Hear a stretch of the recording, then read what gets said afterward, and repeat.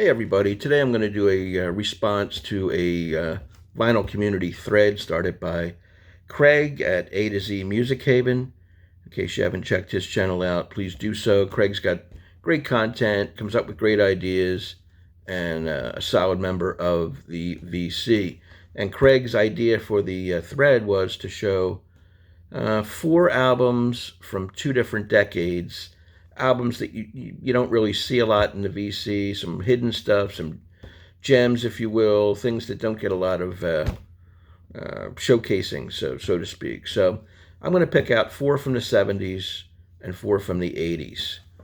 So my first one from the 1970s, got to start with Linda Ronstadt, Hasten Down the Wind, 1976. One of my favorite Linda albums from that era. Got the gatefold, beautiful cover. She does 3 covers of Carla Bonoff songs, who was another songwriter from that era. Linda puts her own spin on them, and they're fantastic. Also, she's got Crazy, the old Patsy Cline standard written by Willie Nelson on here. She's got a Warren Zevon song, That'll Be the Day by Buddy Holly and the Crickets. So the usual Linda Ronstadt smattering of great songs that she puts her interpretation to, and she had one of the great voices of the 70s. So that's my first one. Second, I'm going to go with a guy that I think is disrespected pretty much, and that's Dan Fogelberg. He's forgotten. A solid singer-songwriter, sort of very mellow music, but this is his album, Souvenirs, from 74, I believe. This is produced by Joe Walsh. He saw the talent. Fogelberg from the Midwest, relocated out in the Colorado Rocky Mountains, writes a lot of love songs and scenic stuff. He's got a song on here, As the Raven Flies, which I like. Part of the Plan, which is a moderate hit for him.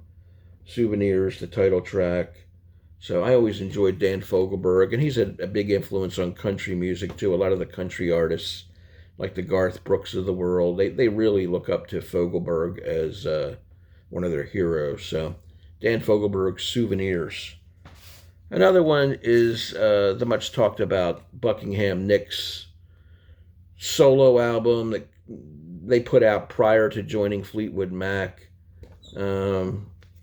This got good stuff on it. They were just finding their way, and of course Mick Fleetwood knew about them, asked them to join Fleetwood Mac, and of course they took off and had soaring success after that with Rumors, and well, first the Fleetwood Mac album, then Rumors, Tusk.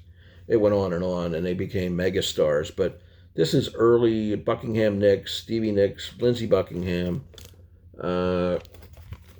just getting their songwriting down to a science, so to speak, before they were to hit the big time. So great cover. Sort of a cool album. I bought this when it was out. I don't know. I think it's pretty hard to find these days in good shape. And this is an album that was big in the late 70s, 1979, Super Tramps, Breakfast in America. It was a big hit, had 3 or 4 top 10 songs on it. I really haven't shown it yet in the VC, and always liked it. I like that cover too, with the Manhattan in the background, the waitress with Breakfast in America here. Big time album. The hit songs on here were, of course, the logical song, Goodbye Stranger, Breakfast in America, Take the Long Way Home. So they had 4 hits, and some good deep cuts on here as well. So that takes care of the 70s. In the 1980s, here's an album I never show, and it was kind of buried in my collection. That's Graham Parker's Another Gray Area from 81. I always loved the song Temporary Beauty. It had a video on MTV back in those days. Also, You Hit the Spot was a good song. This guy's sort of a poor man's Elvis Costello, I guess. A lot of people love him. Pretty good songwriter. He's kind of punk, new wave, got good lyrics. So Graham Parker, he had a band, Graham Parker and the Rumor. I think it's in 1982, as a matter of fact. It wasn't 81, on Arista Records. Then we've got Learning to Crawl by the Pretenders. This was I think it's the Pretenders' best album. Their debut is also very good. This got Middle of the Road, Back on the Chain Gang, Show Me, My City Was Gone, Thin Line Between Love and Hate, 2,000 Miles. A really, really good album from Chrissie Hynde and the Pretenders.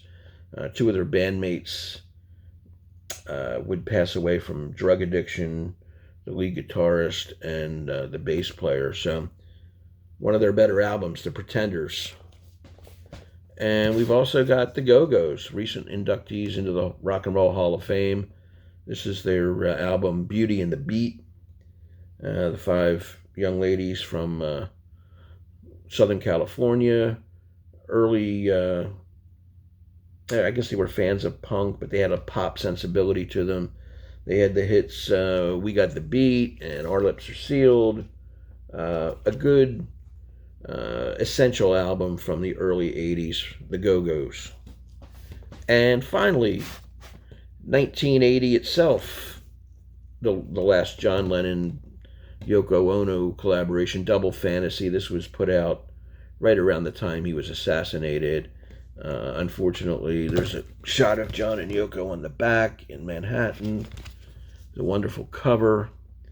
And you've got, of course, great songs just like Starting Over. Oh, I'm Losing You, Beautiful Boy, Watching the Wheels. Great stuff. Woman, on and on. So this is a fantastic album. I like the John stuff better than some of the Yoko tunes, but that's just me.